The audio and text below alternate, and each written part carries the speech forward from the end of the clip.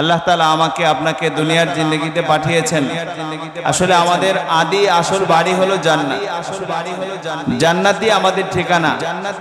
আমাদের আব্বাজান এবং আম্মাজান হযরত আদম আলাইহিস সালাম এবং হাওয়া আলাইহিস সালামের সঙ্গে আমরা জান্নাতে ছিলাম।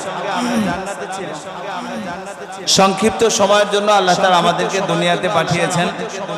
দুনিয়াতে পাঠিয়েছেন মূলত জান্নাতে আবার কিভাবে যেতে পারি তার প্রস্তুতি নেবার জন্য।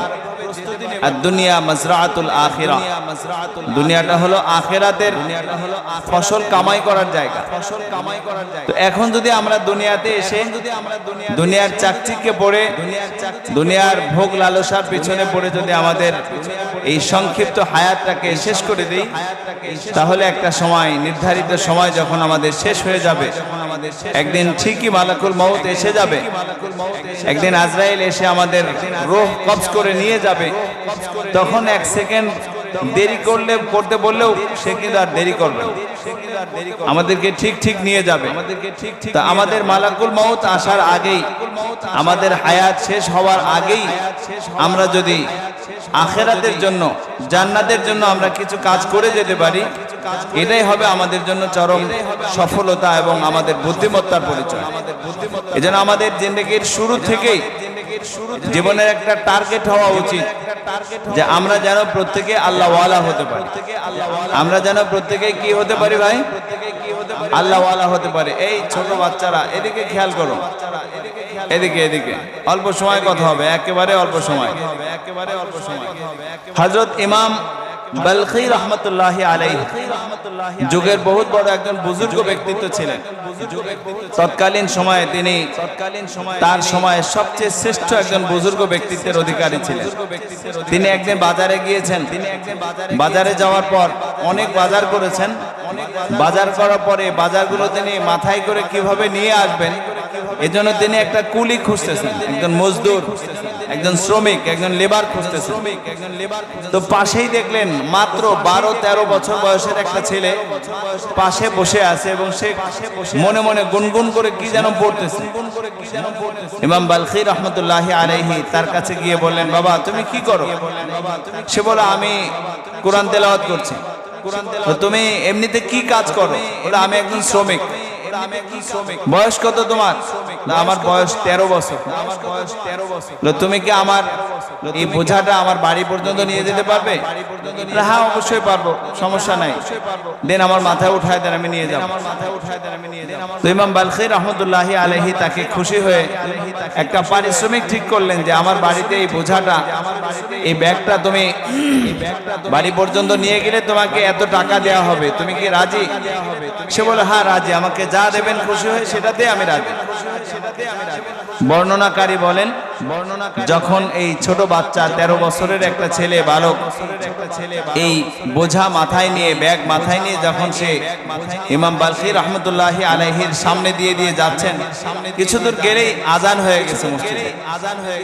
আজান হয়ে গেলে এই ছেলেটা তখন মাথার থেকে ওই বোঝাটা, ওই ব্যাগটা নামিয়ে রাস্তার পাশে রেখে ইমাম বালখী রহমতুল্লাহি আলাইহিকে বলছেন, হযরত বেয়াদবি মাফ করবেন, আমার এখনই মসজিদে যেতে হবে, এখনই আমার মসজিদে যেতে হবে। আমার মালিক, আমার আল্লাহ আমাকে ডাক দিয়েছেন, আমার ইস্তেঞ্জার হাজাত আছে, আমার জরুরত আছে।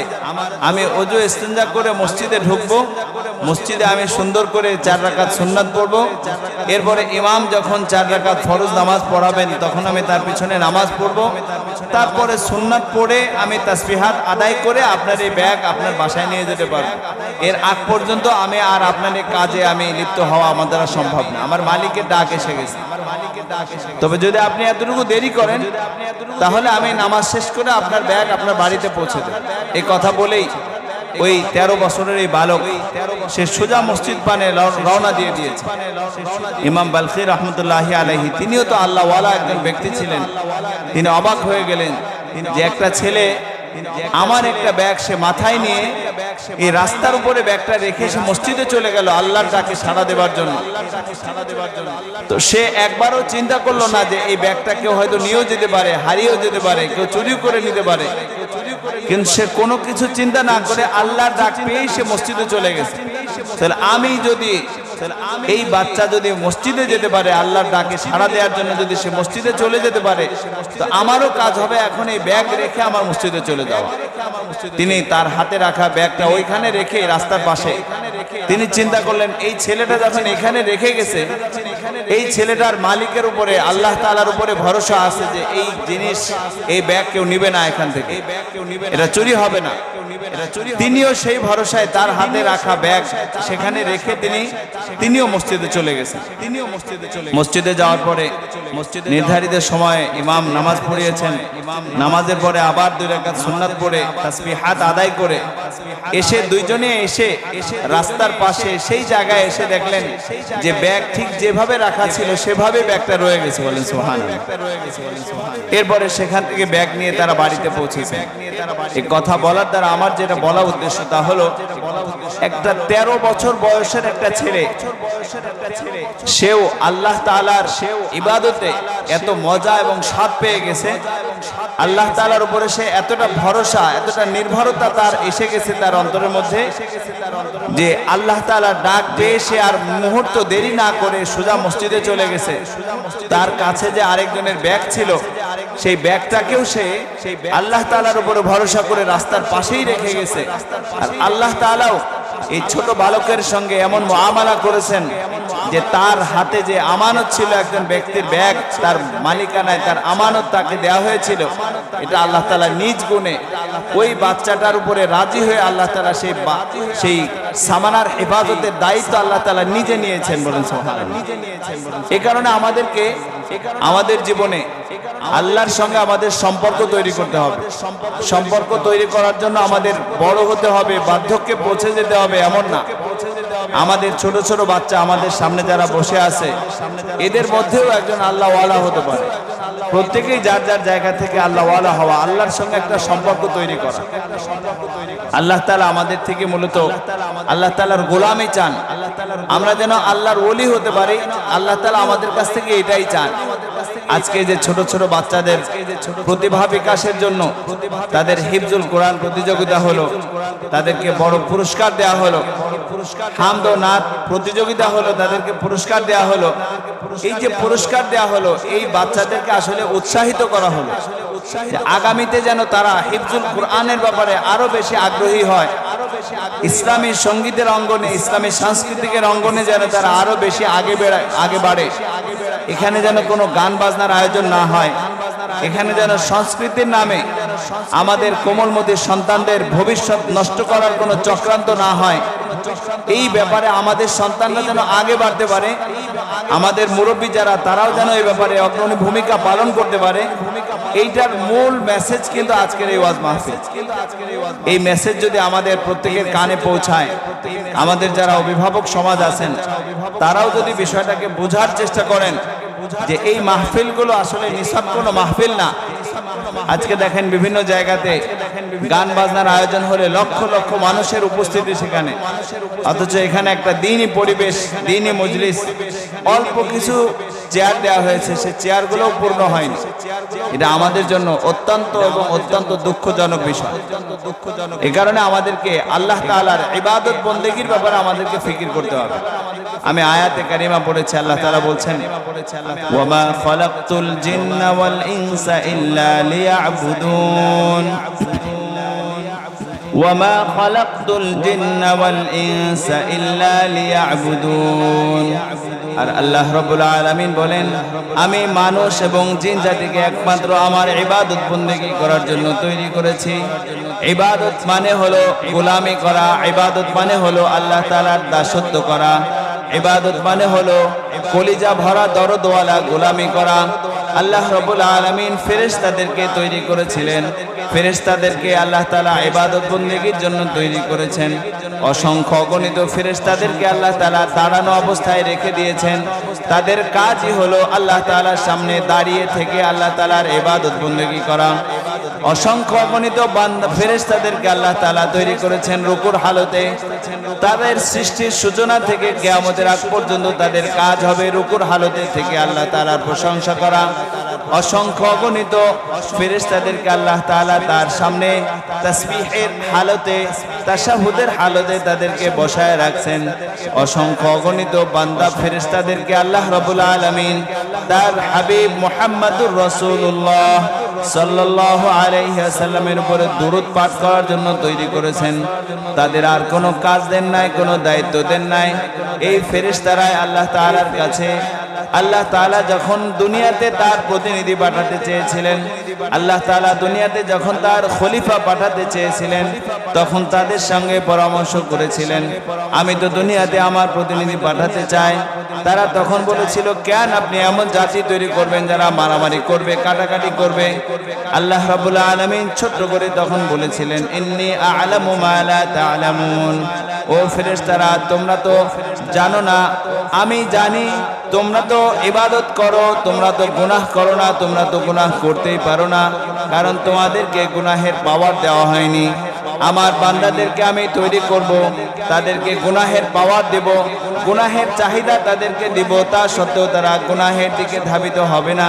কখনো যদি বন্ধু বান্ধবের পাল্লায় পড়ে, নফসের তাড়নায় পড়ে যদি কখনো গুনাহ করে ফেলে, তাহলে সে আবার অনুতপ্ত হবে, আবার সে লজ্জিত হবে, আবার দু চোখের পানি ফেলে সে আমার কাছে তার অনুতপ্ততার কথা স্বীকার করবে, আমার কাছে সে অনুতপ্ত হয়ে আমার কাছে ক্ষমা প্রার্থনা করবে। তাদের চোখের পানি আমার কাছে বড় দামি, তাদের চোখের পানির জন্যই আমি তাদেরকে সৃষ্টি করেছি, তাদেরকে আমার প্রতিনিধি বানিয়েছি। সুতরাং দুনিয়ার জিন্দেগিতে দুনিয়ার চাকচিক্যের পিছনে পড়ে যেন আমরা আল্লাহ তাআলাকে ভুলে না যাই। আল্লাহ রাব্বুল আলামিন কুরআনুল কারীমের বিভিন্ন আয়াতের মধ্যে বলেছেন, আল্লাহ তাআলার ইবাদত বন্দেগীর মধ্যে যেন আমরা কাটাতে পারি। আল্লাহ রাব্বুল আলামিন বলেছেন, আফা হাসিবতুম আন্নামা খালাকনাকুম আবাসা ওয়া আন্নাকুম ইলাইনা লা তুরজাউন। তোমরা কি মনে করো আমি তোমাদেরকে অনর্থক তৈরি করেছি? না না না, তোমাদেরকে আমি অনর্থক তৈরি করিনি। আমার কাছে তোমাদেরকে প্রত্যাবর্তন করতে হবে, একদিন আমার কাছে তোমাদেরকে ফিরতে হবে। ওয়াত্তাকু ইয়াওমান তুরজাউনা ফীহি ইলাল্লাহ।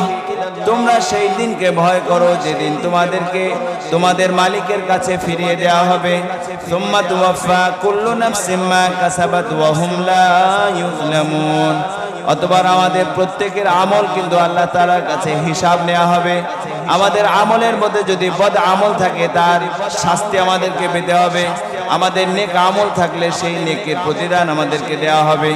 সুতরাং দুনিয়ার জিন্দেগিতে আমরা ছোট হই, নওজোয়ান হই, বুড়ো হই, মুরব্বী হয়ে যায়, বার্ধক্যে পৌঁছে যায়, নারী হই, পুরুষ হই, আমাদের কাজ হবে আল্লাহকে রাজি খুশি করা। হাকিমুল উম্মাত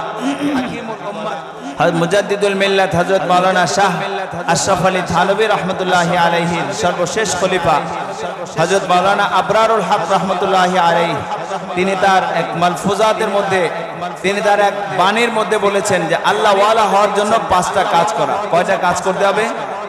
5টা কাজ করা। আল্লাহ ওয়ালা হওয়ার জন্য 1 নম্বর কাজ হলো আহলুল্লাহ কি মুসাহাবাত, আল্লাহ ওয়ালাদের সান্নিধ্য অর্জন করা। আল্লাহ ওয়ালাদের সান্নিধ্য অর্জন করা আল্লাহ তাআলা কোরআনেও বলেছেন, ইয়া আইয়ুহাল্লাযীনা আমানুত্তাকুল্লাহা ওয়া কুনু মা'আস সাদিকিন। হে ঈমানদার বান্দা বান্দিরা, তোমরা আমি আল্লাহকে ভয় করো আর সাদিকিনদের সঙ্গে থাকো। মুফাসসিরিনে কিরাম বলেন, সাদিকিন দ্বারা উদ্দেশ্য হলো আল্লাহ ওয়ালা যারা, তাদের সান্নিধ্য অর্জন করা। তো 1 নাম্বার আল্লাহ ওয়ালা হতে গেলে 1 নাম্বার কাজ হবে আমাদের আল্লাহর ওলি যারা, তাদের সঙ্গে সম্পর্ক তৈরি করা, তাদের সোহবতে যাওয়া, তাদের কাছ থেকে দ্বীনি পরামর্শ নেওয়া, তাদের কাছে গিয়ে কিছুক্ষণ বসে থাকা, তাদের কাছে গিয়ে কিছুক্ষণ জিকির করা, মৃত্যুর মুরাকাবা করা, তাদের কাছ থেকে দ্বীনি কিছু কথা নসিহত গ্রহণ করা। আল্লাহ ওয়ালা হতে গেলে 5টি কাজ করতে হবে। 1 নম্বর হলো আল্লাহ ওয়ালাদের সান্নিধ্য। 2 নম্বর জিকরুল্লাহ পর মুদাওয়ামাত, দৈনিক কিছুক্ষণ আল্লাহ তাআলা জিকিরের মধ্যে একটু সময় কাটান। আমরা তো দুনিয়া নিয়ে এতটাই ব্যস্ত হয়ে আছি যে আমাদের জিকিরের সময় কোথায়? আমাদের অনেক কাজ আমাদের সামনে, অনেক কাজের হাতছানি আমাদের সামনে। আমাদের হাতে মোবাইল আছে, মোবাইলে লম্বা একটা সময় দিতে হয় আমাদেরকে। আমাদের সংসার আছে, আমাদের ব্যবসা বাণিজ্য আছে, আমাদের সবকিছু আছে, কিন্তু আমাদের মালিকের সাথে আমাদের সম্পর্ক নাই। এই কারণে আমাদের এখন বৃষ্টির সময় হওয়া, এখন প্রচন্ড গরম পড়ছে, আসলে এটা আমাদের হাতের কামায়, আমাদের গুনাহের কারণে আল্লাহ তাআলা আমাদেরকে কখনো প্রচন্ড গরম দিয়ে, কখনো বৃষ্টি না দিয়ে, কখনো শীতের সময় প্রচন্ড শীত দিয়ে, কখনো খুব প্রচন্ড উত্তপ্ততা দিয়ে আমাদেরকে মূলত আল্লাহ তাআলা শাস্তি দিচ্ছেন যেন আমরা আমাদের মালিকের দিকে আবার ফিরে আসি। কিন্তু আমাদের এসব বিষয়ে আমাদের কোনো সচেতনতা নেই। তো আল্লাহ ওয়ালা হতে গেলে এক নম্বর কাজ হবে আল্লাহর ওলিদের সঙ্গে মহব্বতের সম্পর্ক রাখা, আল্লাহ ওয়ালাদের সোহবতে যাওয়া। দুই নম্বর হলো দৈনিক জিকির করা।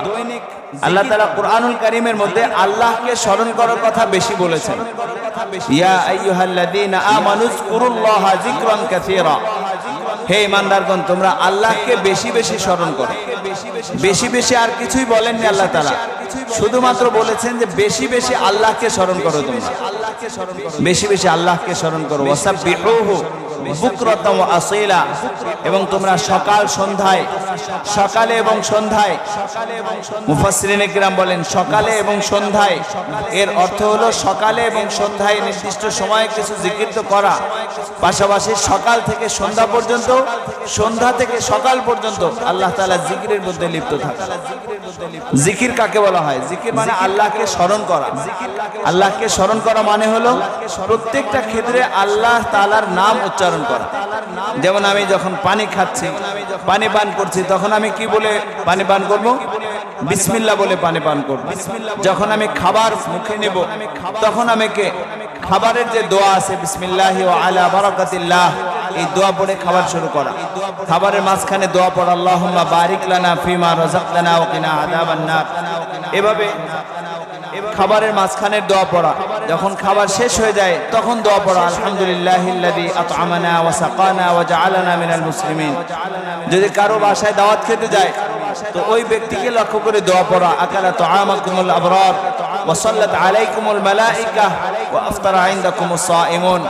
অথবা আল্লাহুম্মা আত'ইম মান আত'আমানা ওয়াসকি মান সাকানা ওয়া আরবি মান আরওয়ানা আল্লাহুম্মা বারিক লাহুম ফিমা রাযাকতাহুম ওয়াগফির লাহুম ওয়ারহামহুম। দোয়া আমাদের মুখস্থ আছে? মুখস্থ নাই। আমরা অনেক দোয়া মাসনুন যে দোয়া, এক দোয়াগুলো যখন আমি বাথরুমে যাব তখন দোয়া পড়া আল্লাহুম্মা ইন্নী আউযু বিকা মিনাল খুবুসি ওয়াল খাবাইস। যখন বের হব তখনও আল্লাহকে স্মরণ করা, আল্লাহর জিকির করা গুফরানাকা আলহামদুলিল্লাহিল্লাযী আযহাবা আন্নিল আদা ওয়া আফানি। যখন আমি মসজিদে যাব দোয়া পড়া বিসমিল্লাহি ওয়াস সালাতু ওয়াস সালামু আলা রাসূলিল্লাহ আল্লাহুম্মা ইফতাহ লি আবওয়াব রাহমাতিক। বের হওয়ার সময় আবার দোয়া পড়া আল্লাহুম্মা ইন্নী আসআলুকা মিন ফাজলিক। কাপড় পরিধানের সময় দোয়া পড়া। প্রত্যেকটা ক্ষেত্রে মাসনুন দোয়া আছে।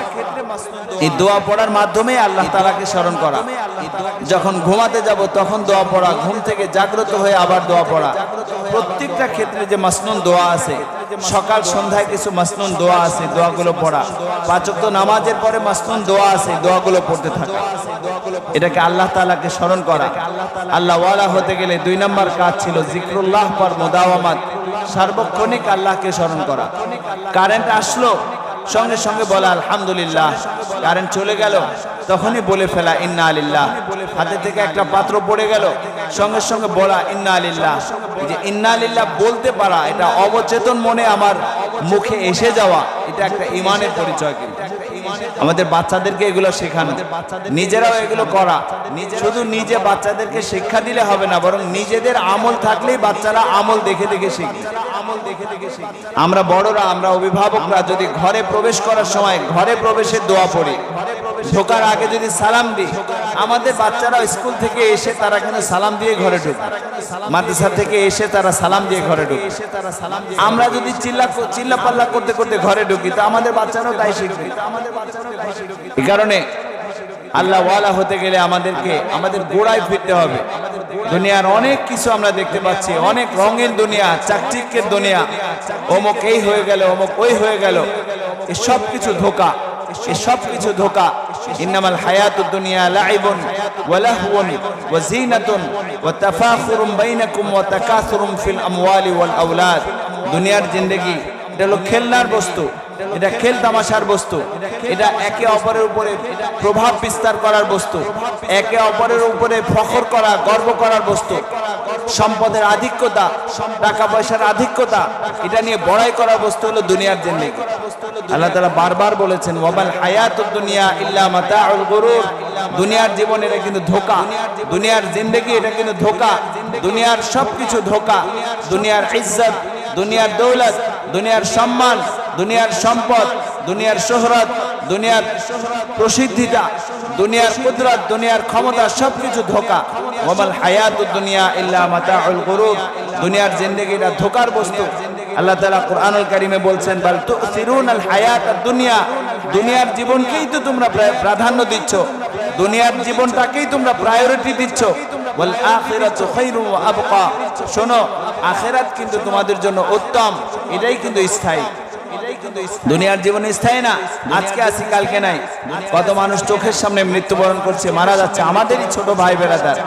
নিজের হাতে নিজের বাবাকে দাফন করে আসছে, নিজের হাতে নিজের মাকে দাফন করে আসতেছে, নিজের হাতে নিজের কলিজার টুকরো সন্তান ছোট বাচ্চা তাকে দাফন করে আসতেছে, তারপরও আমার হুঁশ হয় না।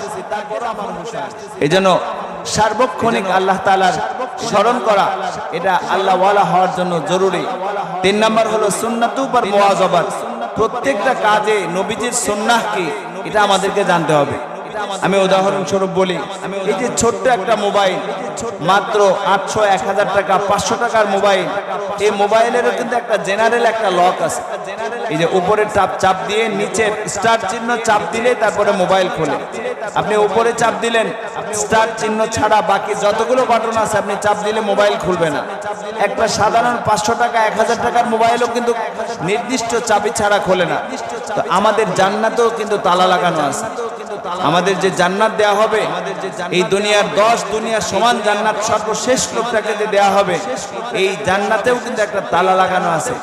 এই তালাটা খুলতে হলে আমাদেরকে প্রত্যেকটা কাজ নবীজির সুন্নাহ অনুযায়ী করতে হবে।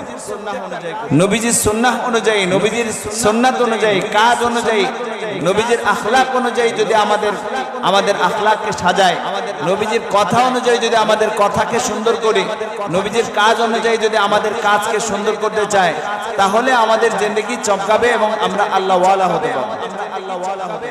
তো 1 নাম্বার হলো আহলুল্লাহ কি মুসাহাবাত, আল্লাহ ওয়ালাদের সান্নিধ্য। 2 নাম্বার হলো জিক্রুল্লাহ পর মুদাওয়ামাত, সার্বক্ষণিক আল্লাহ তাআলা জিকিরে নিজেকে লাগিয়ে রাখা। আর 3 নাম্বার হলো সুন্নাতু পর মুওয়াজাবাত, সুন্নাতের উপরে সার্বক্ষণিক লেগে থাকা। নবীজি যে সুন্নাত আমাদেরকে দিয়ে গিয়েছেন, নবীজি বলেন মান আহাব্বা সুন্নতি ফাকাদ আহাব্বানি, যে আমার সুন্নাতকে ভালোবাসলো সে মূলত আমাকেই ভালোবাসলো। ওমান আহাব্বানি কানা মাই ফিল জান্নাহ, আর যে আমাকে ভালোবাসলো সে জান্নাতে আমার সঙ্গে একসঙ্গে থাকবে। বলেন সুবহানাল্লাহ।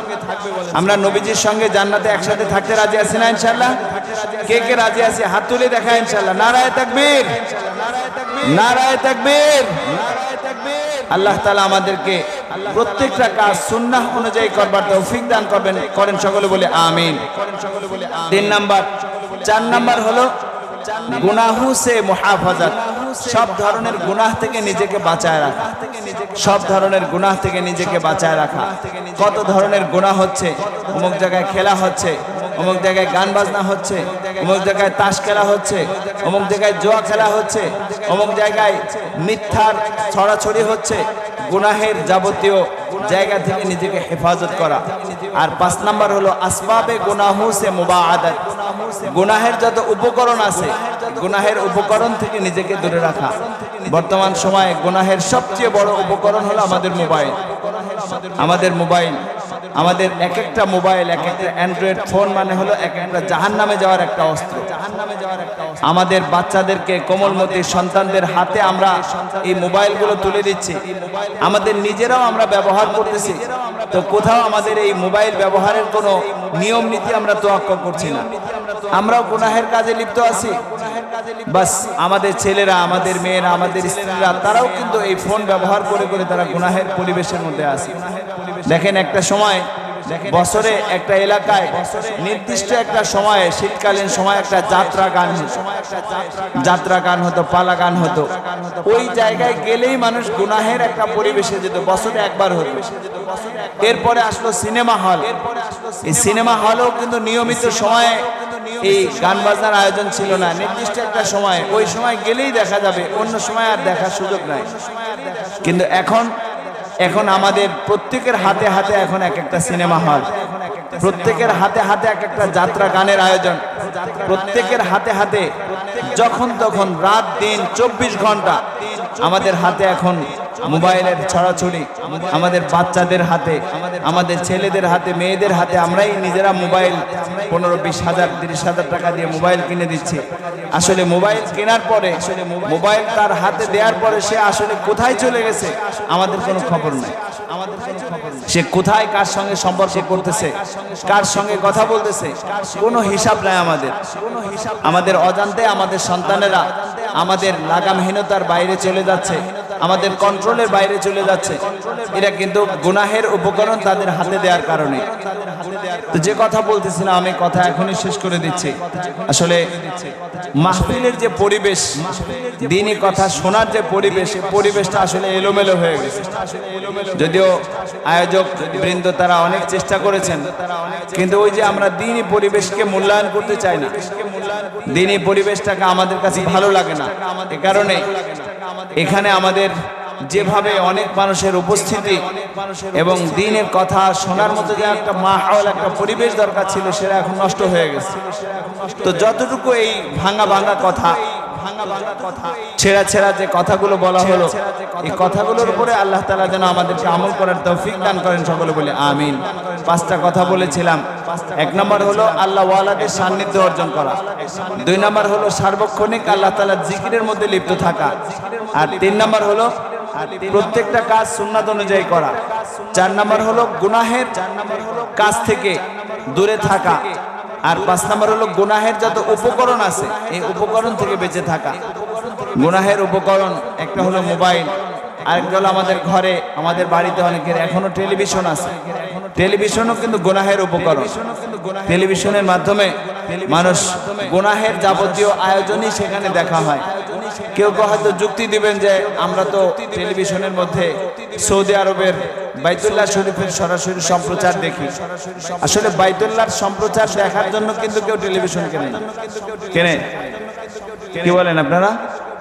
টেলিভিশন কেনাই হয় গুনাহের জন্য, খেলা দেখার জন্য, বিভিন্ন চ্যানেলের বিভিন্ন রকমের টক শো, বিভিন্ন রকমের গুনাহের আয়োজন দেখার জন্য মূলত টেলিভিশন কেনা হয়, ব্যবহার করা হয়। এই কারণে আমাদেরকে গুনাহের যাবতীয় উপকরণ থেকে নিজেদেরকে বাঁচায় রাখা, ঘরে খাস পর্দার পরিবেশ তৈরি করা, খাস পর্দার পরিবেশ তৈরি করা, ভাবিদের সঙ্গে দেখা করা থেকে যারা দেবর তাদের থেকে সর্বোচ্চ দূরত্ব অবলম্বন করা, বাড়িতে শরিয়ত সম্মত পর্দার একটা ব্যবস্থা করা, প্রত্যেক যারা মুরব্বী আছেন, অভিভাবক সমাজ আছেন, তাদেরকেও এই বিষয়ে খুব সচেতনতার সাথে সতর্কতার সঙ্গে এই ব্যবস্থা করা। যদি আমরা এই বিষয়গুলো সুন্নাহ অনুযায়ী প্রত্যেকটা বিধান যদি আমরা পালন করতে পারি, তাহলে আমরা আল্লাহ ওয়ালা হতে পারবো এবং আমরা আল্লাহ তাআলার কাছে মুক্তিপ্রাপ্ত বান্দাদের অন্তর্ভুক্ত হতে পারবো। আল্লাহ তাআলা আমাদের সবাইকে আমাদের জিন্দেগির মূল লক্ষ্য উদ্দেশ্য সামনে রেখে যে আল্লাহ তাআলার গোলামির জন্য আমাদেরকে পাঠাইছেন। এই যে আমরা এখানে বসে আছি, আল্লাহ তাআলার গোলামি শেখার জন্যই বসে আছি। এখানে যে আমরা বসে আছি, দ্বীনি কিছু কথা শেখার জন্যই বসে আছি, আল্লাহ তাআলার গোলামি শেখার জন্য। ওই যে বললাম যে ফেরেশতারা আল্লাহ তাআলার ইবাদতে এমন ভাবেই লিপ্ত থাকতেন যে আল্লাহ তাআলার ইবাদতের কোনো দরকার ছিল না, কিন্তু তা সত্ত্বেও আল্লাহ তাআলা আমাদেরকে তৈরি করেছেন, মানুষদেরকে তৈরি করেছেন মূলত আল্লাহ তাআলার দরদওয়ালা গোলামি করার জন্য। আল্লাহ তাআলার কলিজা ফাটা দরদওয়ালা গোলামির জন্য আল্লাহ তাআলা মানুষ তৈরি করেছেন, ইনসান তৈরি করেছেন। সুতরাং আমাদের জীবনে যদি আমরা শুরু থেকেই এই বিষয়গুলো, বিশেষ করে আমাদের বাচ্চারা আমাদের পরবর্তী প্রজন্ম, তাদেরকে যদি আমরা এখন থেকেই গড়ে তুলতে না পারি, তো বড় হয়ে যখন তারা বড় হয়ে যাবে, বালেগ হয়ে যাবে, তখন কিন্তু তাদেরকে আর কন্ট্রোল করা সম্ভব হয় না। তখন কিন্তু আর নামাজে মসজিদে নিয়ে যাওয়া সম্ভব হয় না। এই জন্য শুরু থেকেই যখন 7 বছর বয়স তখন সন্তানদেরকে ছেলে হলে নিজের সঙ্গে মসজিদে নিয়ে যাওয়া, মেয়ে হলে তার মায়ের সঙ্গে তাকে পাশে দাঁড় করিয়ে দেওয়া, তাকে নামাজ শেখানো। নবীজি বলেন মুরু আওলাদাকুম বিসসালাতি ওয়া হুম আবনাউ 7 সিনিন ওয়াদরিবুহুম ইযা বালাগু 10 সিনিন আও কামা ক্বালা আলাইহিস সালাতু ওয়াস সালাম। নবীজি বলেন যখন তোমাদের সন্তানদের 7 বছর বয়স হয় তখন তোমরা তাদেরকে নামাজের আদেশ করো, তাদেরকে নামাজের আদেশ করো। আমাদের যাদের সন্তান আছে 7 বছর 8 বছর বয়স হয়ে গেছে, এখন আমরা নামাজের তালকিন করি না, আমাদেরকে কিন্তু কিয়ামতের মাঠে, হাসরের মাঠে কিন্তু আমাদেরকে জিজ্ঞাসা করা হবে যে আমাদের সন্তানদেরকে নামাজের কথা বলেছিলাম কিনা। তো সন্তান যখন 7 বছর বয়স হয় তখনই তাকে নামাজের আদেশ করা। আর যখন 10 বছর বয়স হয় তখন যদি নামাজ পড়তে আগ্রহী না থাকে তো তখন নামাজের কারণে প্রয়োজনে প্রহার করে হলেও তাকে নামাজের অভ্যস্ত করা। 10 বছর বয়স হয়ে গেলে তার বিছানা আলাদা করে দেওয়া, ছেলের সঙ্গে যেন মা না ঘুমায়, মায়ের সঙ্গে যেন ছেলে একসঙ্গে না ঘুমায়, মেয়ের সঙ্গে যেন বাবা, বাবার সঙ্গে যেন মেয়ে একসঙ্গে না ঘুমায়। এই পরিবেশ ওই 10 বছর বয়সের আগে থেকেই তৈরি করা। এটা করলে আমাদের পরিবেশ সুন্দর থাকবে এবং দ্বীনি পরিবেশ আমরা কায়েম করতে পারব। আল্লাহ তাআলা আমাদের সবাইকে, আমাদের মা বোনদেরকে সহ আমাদের সবাইকে হালাল রিজিক কামাই করার তৌফিক দান করেন, সকলে বলে আমিন। আমরা যদি হালাল রিজিক কামাই না করি, হারামের মধ্যে যদি আমরা লিপ্ত থাকি, তাহলে আমরা যত ইবাদতই করি না কেন কোনো ইবাদত কিন্তু কবুল হবে না, আল্লাহ তাআলার কাছে পৌঁছাবে না। এই কারণে ইবাদতের মূল লক্ষ্য আর উদ্দেশ্য আমাদেরকে জানতে হবে, তা হলো আল্লাহ তাআলার গোলামি করা। গোলাম যে তার নিজস্ব কোনো ইচ্ছা অভিলাষ থাকে না। হযরত সুফিয়ান সাউরি রাহমাতুল্লাহি আলাইহি বাজার থেকে একজন কৃতদাস কিনে নিয়ে আসছেন, তাকে বলছেন এই গোলাম তোমার নাম কি? তখন গোলাম বলে আপনি আমাকে যে নামে ডাকবেন এটাই আমার নাম, আমার নিজস্ব কোনো নাম নেই। তিনি অবাক হয়ে গেলেন, তাকে বললেন তুমি কি পড়তে পছন্দ করো, কেমন পোশাক পছন্দ করো? গোলাম বলে আপনি আমাকে যা পরাবেন আমি তাই পড়তে পছন্দ করি, আমার নিজস্ব কোনো পছন্দের কোনো কাপড় নাই। তিনি আরো অবাক হয়ে গেলেন, তিনি আবার জিজ্ঞাসা করলেন তুমি কি খেতে পছন্দ করো, কোন খাবার তোমার কাছে ভালো লাগে? গোলাম বলে আমার খাবারের কোনো তালিকা নেই, আপনি আমাকে যখন যা খাওয়াবেন এটাই আমার খাবার, আপনি আমাকে যখন যা পরাবেন এটাই আমার পোশাক, আপনি আমাকে যখন যে নামে ডাকবেন এটাই আমার নাম। আমি যেহেতু গোলাম, আমার নিজস্ব কোনো নাম নেই, নিজস্ব কোনো পোশাক নেই, নিজস্ব কোনো খাবারের কোনো তালিকা নেই। সুফিয়ান সাউরি রাহমাতুল্লাহি আলাইহি ওইখানেই বসে গেছেন, ওইখানে বসে অঝোর ধারায় কান্না শুরু করেছেন যে গোলাম তুমি তো আমার জিন্দেগির মূল লক্ষ্যটাকে সামনে এনে দিয়েছো, আমিও তো একজনের গোলাম। আমরা সবাই গোলাম না বলেন? আমরা সবাই গোলাম। কার গোলাম? আমরা কার গোলাম? সবাই আল্লাহর গোলাম। তো আমরা যদি আল্লাহ তাআলার গোলাম হয়ে থাকি তাহলে আমাদেরকে তো দুনিয়াতে বাদশাহী জীবন যাপন করা যাবে না, বরং গোলামের জীবনই যাপন করতে হবে। আল্লাহ তাআলা যখন আমাদেরকে যে খাবারের ব্যবস্থা করেন সেটা খেয়েই সন্তুষ্ট থাকতে হবে, হারামের দিকে না যাওয়া। আল্লাহ তাআলা যখন আমাদেরকে যে পোশাকের ব্যবস্থা করেন এই পোশাকের মধ্যেই সীমাবদ্ধ রাখা, সীমিত রাখা। হারাম উপার্জন করে যেন দামি দামি পোশাকের আয়োজন যেন না হয়। আল্লাহ তাআলা আমাকে মাথা গোজার ঠাই হিসাবে যতটুকু বাড়ি ঘর করার তৌফিক দিয়েছেন অতটুকুতেই সীমিত রাখা। হারাম উপার্জন করে লাখ লাখ টাকা ইনকাম করে হারামভাবে বিভিন্নভাবে টাকা উপার্জন করে যেন আমরা বড় বড় বিল্ডিং না করি। এই বিল্ডিং এর মধ্যে আসলে কোনো শান্তি নাই, বিল্ডিং এর মধ্যে কোনো শান্তি নাই। দেখেন যারা সুদে লোন নিয়ে বড় বড় বিল্ডিং হাঁকায় রাখছে, ওদের ঘরে গিয়ে খোঁজ নিয়ে দেখেন স্বামী স্ত্রীর ভিতরে মিলমিশ নাই, তাদের ঘরে কোনো শান্তি নাই। এসির ব্যবস্থা আছে কিন্তু শান্তির কোনো ব্যবস্থা নেই, সুন্দর খাটের ব্যবস্থা আছে কিন্তু ঘুমানোর কোনো আরামদায়ক ঘুমের কোনো ব্যবস্থা নেই। সুতরাং আমাদের জিন্দেগিতে যদি আমরা সফল হতে চাই, আমরা যদি প্রকৃত ইমানদার হতে চাই, তাহলে আমাদের জিন্দেগিটাকে সুন্দর করে আখিরাত ওয়ালা জিন্দেগি আমাদেরকে তৈরি করতে হবে, আল্লাহ ওয়ালা জিন্দেগি আমাদেরকে তৈরি করতে হবে। আল্লাহ তাআলা আমাদের সবাইকে এই যে ভাঙা ভাঙা কিছু কথা বলা হলো, আল্লাহ তাআলা যেন এই শেষ সময়ে আমাদের এই 5টা কথা যেন আমরা বাড়ি নিয়ে যেতে পারি। কয়টা কথা বলছি? 1 নাম্বার কি বলেছি? এক নাম্বার কি বলেছি? আল্লাহ ওয়ালাদের সাথে সম্পর্ক রাখা। বলেন এক নাম্বার কি? আল্লাহ ওয়ালাদের সাথে সম্পর্ক রাখা। আল্লাহ ওয়ালাদের সঙ্গে মসজিদের ইমাম যারা আলেম আছেন, হাফেজ, মাওলানা, মুফতি, মুহাদ্দিস আছেন, তাদের সাথে মহব্বতের সম্পর্ক রাখা।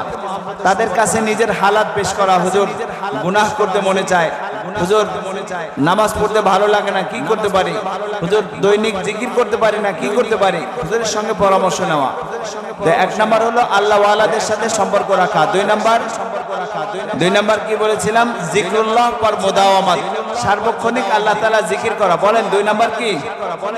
আল্লাহ তাআলা জিকির করা। সকাল থেকে সন্ধ্যা, সন্ধ্যা থেকে সকাল যত মাসনুন দোয়া আছে, দোয়াগুলো শেখা এবং সেই অনুযায়ী জীবনটাকে সুন্দর করা। তিন নাম্বার প্রত্যেকটা কাজ সুন্নাত অনুযায়ী করা। বলেন তিন নাম্বার কি? প্রত্যেকটা কাজ সুন্নাত অনুযায়ী করা। চার নাম্বার হলো গুনাহ থেকে নিজেকে দূরে রাখা, গুনাহু সে মুবাআদাত, গুনাহ থেকে দূরে রাখা। আর পাঁচ নাম্বার হলো আসবাবে গুনাহু সে মুহাফাজাত, অর্থাৎ গুনাহের যাবতীয় উপকরণ থেকে নিজেকে বাঁচায় রাখা।